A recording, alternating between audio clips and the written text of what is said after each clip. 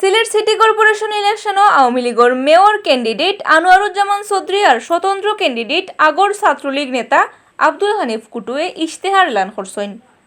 আনোয়ারুজ্জামান চৌধুরীয়ে তান দেওয়া ইশতেহারও 21 দফা কাম করিয়া গ্রিন ক্লিন আর স্মার্ট সিটি বানানোর কথা দিছেন। অন্যবাই মানুষের উপকারে আয় ওলান স্মার্ট টাউন বানানোর কথা দিছেন কুটুয়ে।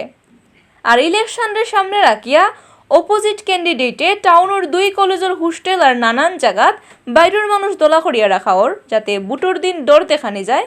ইলেকশন কমিশনও অভিযোগ দিছেন জাতীয় পার্টির মেয়র ক্যান্ডিডেট নজরুল ইসলাম বাবুলে। শনিবার ইলেকশন কমিশনও তাই ইজাতর ডর ডরাইয়া অভিযোগ দাখিল করছেন। শনিবার মাদানে টাউনের মিডিয়া জাঙ্গালো এক হোটেলের হল রুমও ইলেকশনের ইশতেহার এলান করছেন আওয়ামী লীগের মেয়র ক্যান্ডিডেট আনোয়ারুজ্জামান চৌধুরী। তার ইশতেহারও আছে 21 দফা।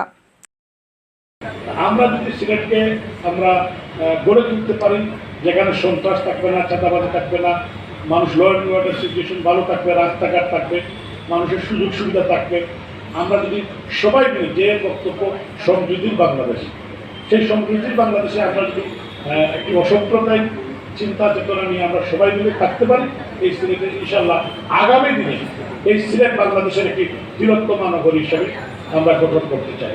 আপনারা আমার জন্য আশীর্বাদ এবং দোয়া করবেন। ইবাদি বিয়ানে টাউনের টিলাগড়ও নিজের বাসাত সংবাদ সম্মেলন করিয়া ইশতেহারের এলান দিয়েছেন স্বতন্ত্র ক্যান্ডিডেট আব্দুল হানিফ কুটুয়ে। তার ইশতেহারও আছে 15 দফা। অন্যবাই শনিবার আঞ্চলিক ইলেকশন অফিসার আর রিটার্নিং অফিসারের বরাবর লিখিত অভিযোগ দিছেন জাতীয় পার্টির মেয়র ক্যান্ডিডেট নজরুল ইসলাম বাবুলে। লিখিত অভিযোগও বাবুলে কইছেন সিটি কর্পোরেশনের ইলেকশনও বুটার সেন্টারও বুটার হলরে ডর দেখানি আর বুটোর পরিবেশ নষ্ট করার লাগি অপোজিট ক্যান্ডিডেটে গুন্ডা আর বাইরে থেকে মানুষ বাড়া করিয়া আনিয়া এমসি কলেজ আর সরকারি কলেজের হোস্টেলত দলা করা আরম্ভ করছেন।